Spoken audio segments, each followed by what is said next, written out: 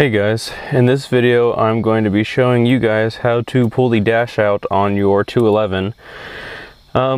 Issue I'm having with my car is the blower motor resistor connector somehow ended up getting really hot and melting, and as I was trying to reconnect that connector to verify if it was the resistor or the blower motor that went bad, the power and ground wire for that connector touched. And that's not good. So now I got to pull the dash out to find where the short happened. I did end up buying the online harness for this car. When I say online harness, I mean a schematic.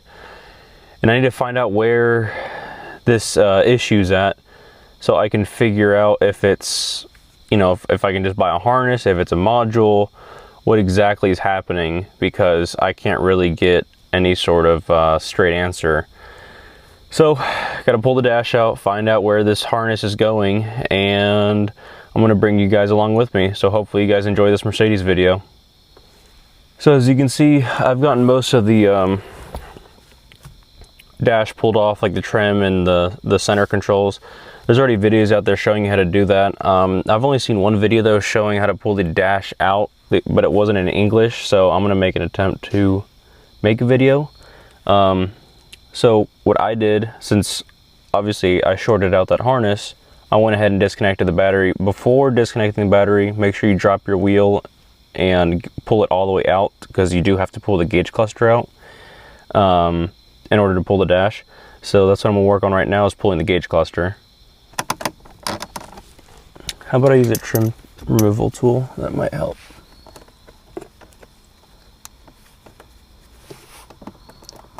Just gonna go from up top here since there's more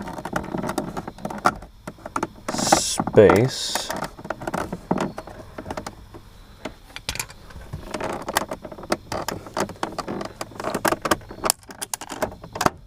Oh good, that's what you want. You want to break your gauge cluster. Oh, it should just slide out towards you.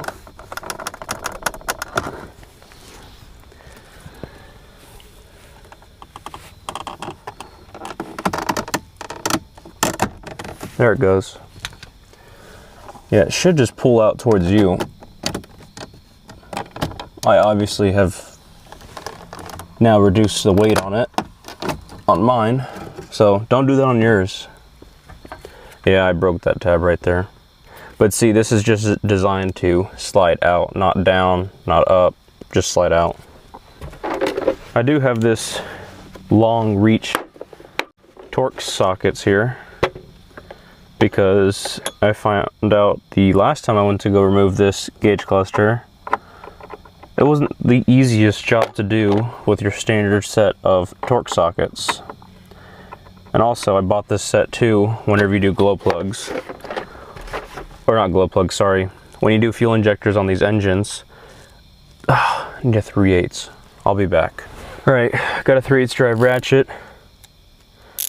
So like I was saying, this extended reach Torx socket set makes torquing the injectors down way easier than a regular Torx socket set.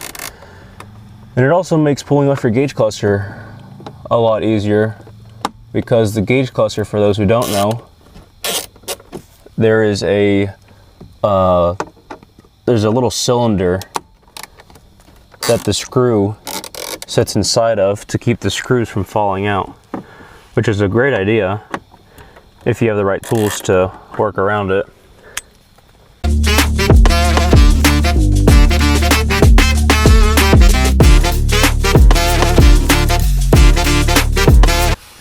I did go ahead and pull off the odometer button extension just so I could angle this to pull it out, because Mercedes did make this quite a snug fit.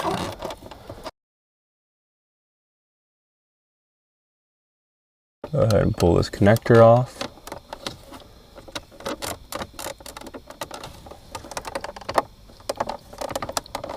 Or not, it's cool. There it goes.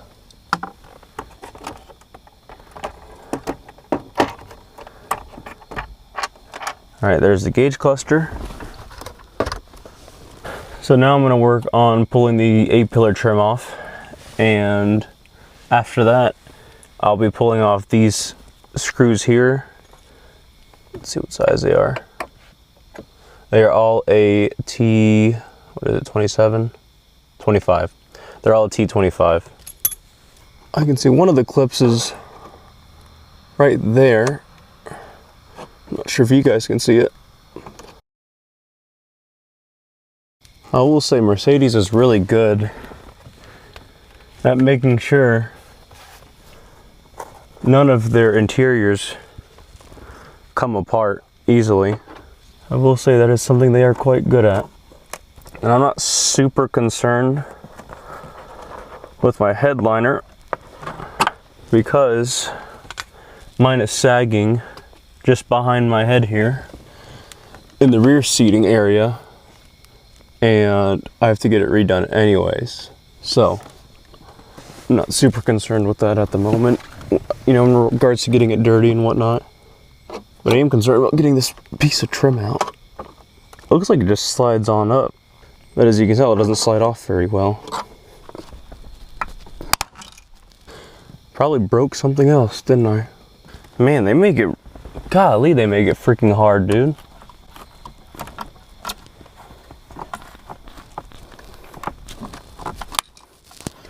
Dude, really? Did I just break another freaking clip? All right, I'm gonna go ahead and take out those T25s real quick and see if that'll help loosen up the gap here on the base of this 8-pillar trim. Also, another little tip, you will have to pull off these side covers to access the 2 screws, one over here and then one on the passenger side.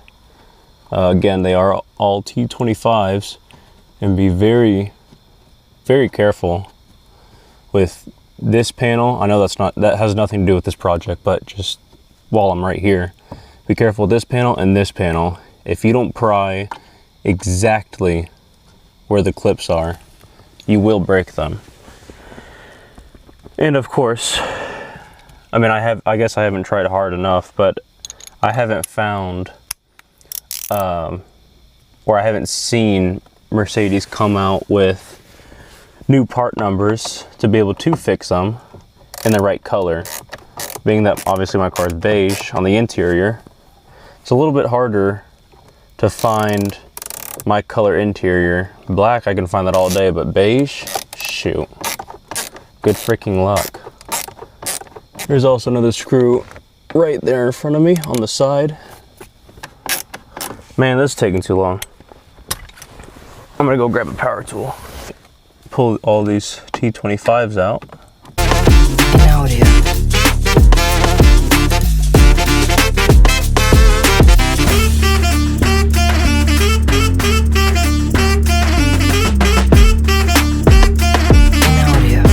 Whoops, there we go. Stick that in your fuse panel.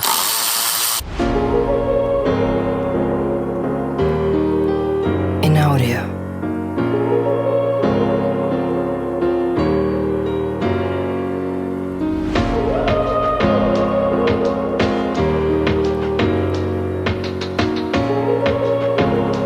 In audio.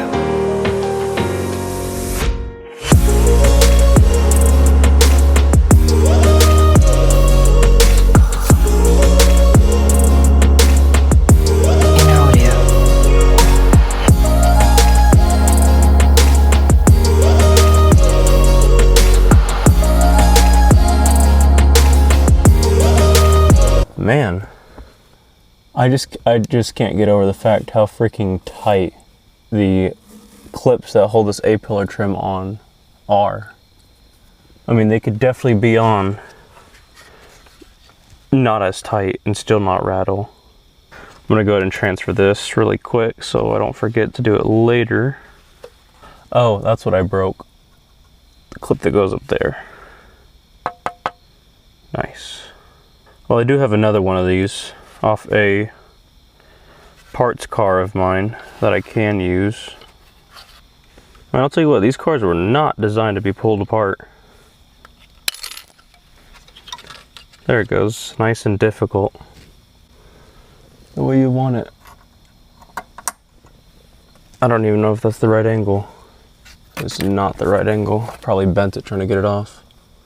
Well, that's definitely not clamping like it used to. Boy, am I glad I put all my pliers away. That way I'd have nothing to use on this. That was super useful. All right, well, that's one now partially broken A-pillar trim.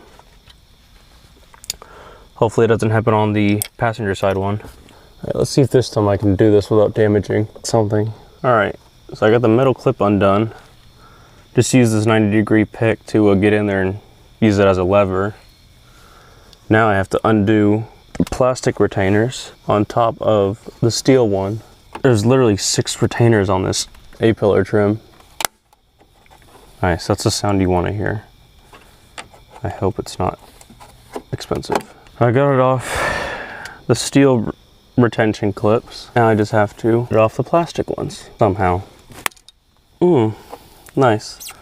Those are all really good popping sounds you want to hear, because that definitely just broke. Well, that mission failed.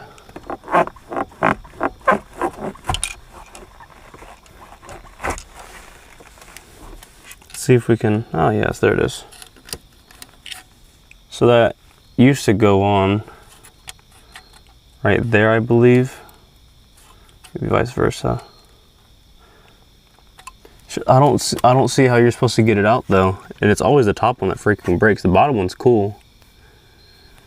I don't know. Same thing happened on the other side. No clue. But got it out. So I'll relocate that one to the trunk. Donate that piece of plastic. And we should be okay to pull this. You are going to need to also, don't just pull this out right away, because you do have to disconnect the wires for these knobs on the dash vents, which, might I also mention, suck to disconnect, as you can imagine by everything else sucking. All right, so next thing I'm gonna do is I'm gonna pull out these current airbags. The nuts are a 10 millimeter. You will also obviously have to disconnect the connector. You slide this orange piece back and then it just pulls straight out. I did wiggle it a little bit to help guide it out of its place. And then this just wiggles as well. All right, so that's loose. Move on to the driver's side, and then the whole connector should just slide right out of the airbag.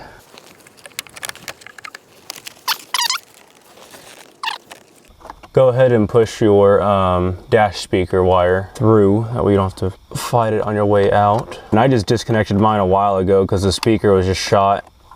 And I'm also working on doing an aftermarket stereo on this car, not just the radio, so I figured it doesn't need a 3-inch subwoofer, because that's kind of dumb. Right now I'm just feeling for the wiring. Probably can't see it. Maybe you can. It's up on the bottom side. Man, they do not make anything easy. It all clips together super easy, but their detents are a little rigid for removability. They go together just fine, but man, trying to get them apart, shoot. Good freaking luck. It's not even hard to get to. All right. I was able to disconnect the driver's side one. I do have a video on my YouTube channel about just the dash vent specifically, and it's that same connector. So you're just gonna, again, try and keep some pressure on the back side of this knob here, because as you pull that connector out, it's going to want to pull that, and trust me, you do not want that breaking, because again, on this color interior, it is near impossible to find just these dash vents. If it was a black interior, it'd be fine, but since this is a light black interior, that was a joke, it's very difficult to find this color of dash pieces. Not sure if you guys can see it, but it's that black connector right there. So I'm just going to reach my hand in here, see if I can disconnect it without breaking 5 other items. All right, that side came off way easier, not sure why.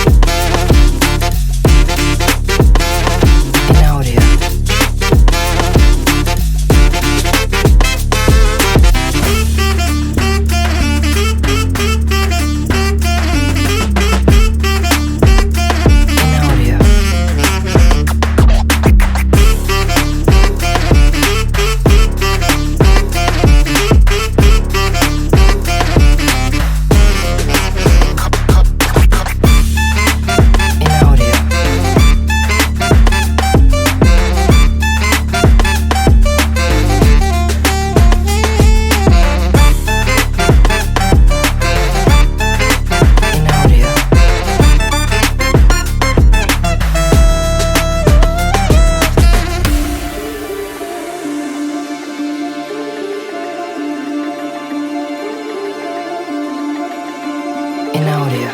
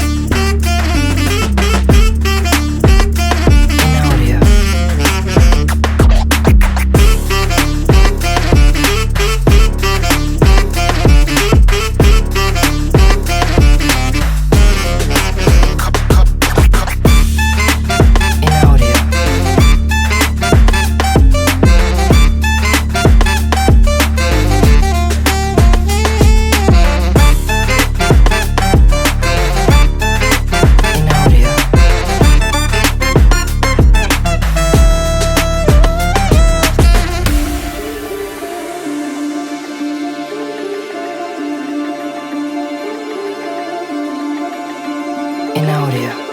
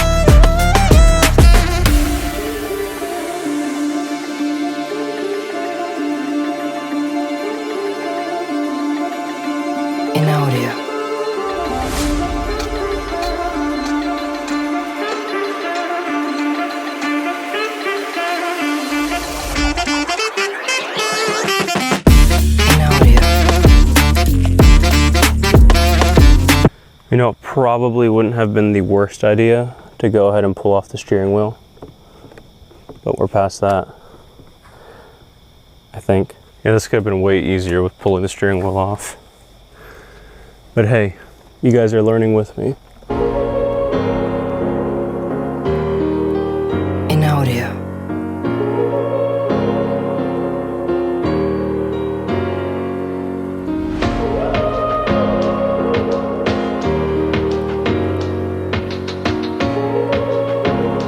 In audio.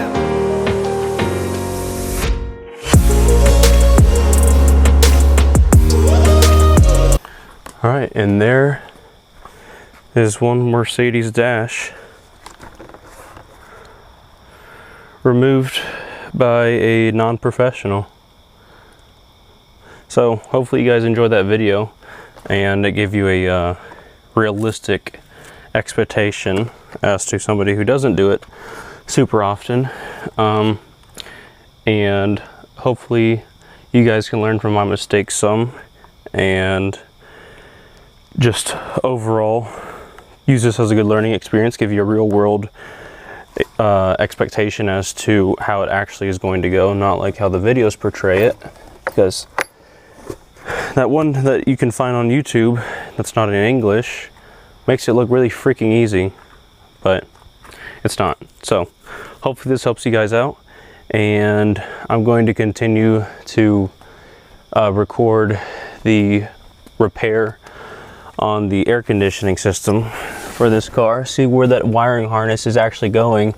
And yes, Mercedes does still make these gaskets here, so I'm gonna go ahead and order the center one, the side ones, and like I said, figure out where this harness actually goes so I can actually drive this car again. So all right, well, hopefully you guys again enjoy this video. If you guys could like and subscribe to the channel, it really helps me out. And I'll see you guys in the next video. Thanks for watching.